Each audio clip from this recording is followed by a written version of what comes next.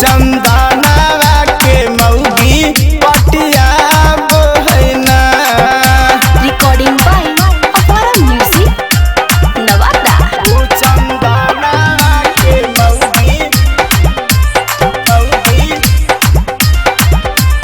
Phone के कहा कई रोज हमारा से मिल रे भतरा के न देलिए हम देबो तोरा दिल रे देबो तोरा दिल रे।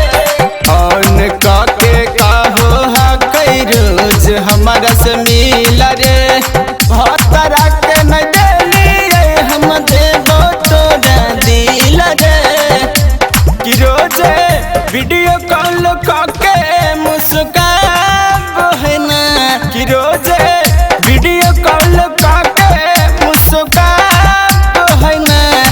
ऊ चंदनवा के मौगी पटिया है ना। ऊ दीपकवा के मौगी पटिया है ना। Recording by Apara music Nawada.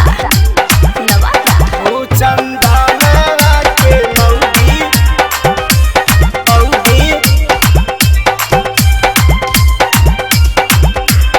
Writer या लोग से करू हा कई बतिया कहो है सुधर जमन तू खाई जई मिलतिया खाई जई मिलतिया।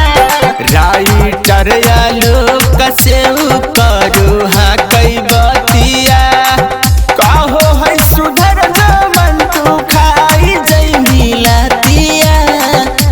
क्यों शादी करके खूबे पछताब है ना। क्यों शादी करके खूबे पछताब है ना। ऊ रौशनवा के मौगी पटिया